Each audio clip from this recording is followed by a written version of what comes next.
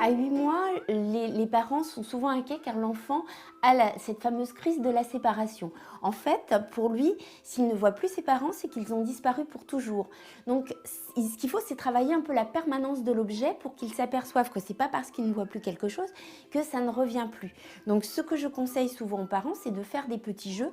Par exemple, son doudou, vous le cachez sous un petit linge ou une couverture et vous le faites réapparaître. Et ainsi, l'enfant va voir que c'est pas parce que l'objet n'est plus visible qu'il a disparu pour toujours. Pareil, vous savez bien que les enfants adorent quand vous vous cachez, vous faites coucou, je suis là, coucou, ou vous vous cachez derrière les rideaux. Là, l'enfant va effectivement se rendre compte que maman a disparu ou papa et il revient. Et en fait, c'est pas parce que visuellement il ne le voit plus qu'il a disparu. Quand un enfant commence à se mettre debout, il faut l'accompagner. Ne le forcez pas. S'il se met debout, c'est qu'il est prêt et ça ne déforme pas ses jambes, bien entendu.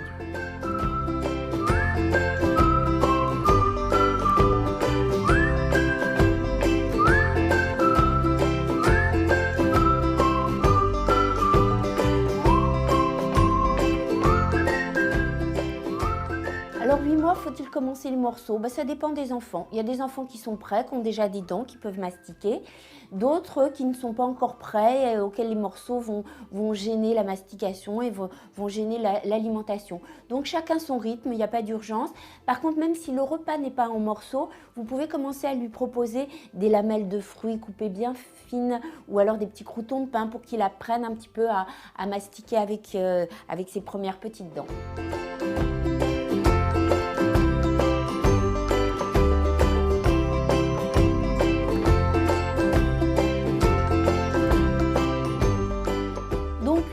Votre enfant a commencé à faire des petits rhumes, vous avez commencé à avoir une petite pharmacie de base à la maison avec bien sûr du paracétamol pour la fièvre, des produits de réhydratation, des collyres non ouverts car il faut les jeter au bout de 10 jours, des traitements pour un début de petite gastro.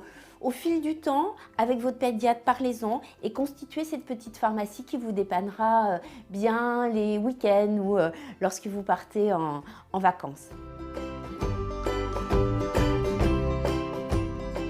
8 mois, votre enfant commence aussi à se mettre debout et à avoir ses premières émotions, premières chutes. Donc ce qu'il faut, c'est le stock de glaçons. Déjà, c'est la première réflexe à avoir de mettre quelque chose de très froid pour éviter que la bosse se constitue. Et après l'arnica en granulé et en crème. C'est très très efficace.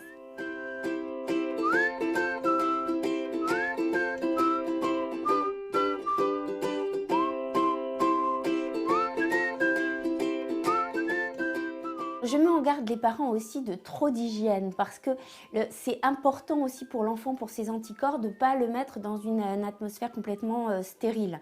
Donc propre, oui, stérile, non. Une tétine qui tombe par terre, vous la nettoyez à l'eau, vous n'en changez pas pour autant et vous ne la stérilisez pas de nouveau pour autant.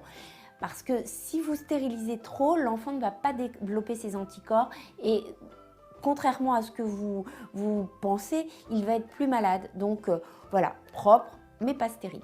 Ce qui est très important, c'est se laver les mains, c'est avant de toucher votre enfant.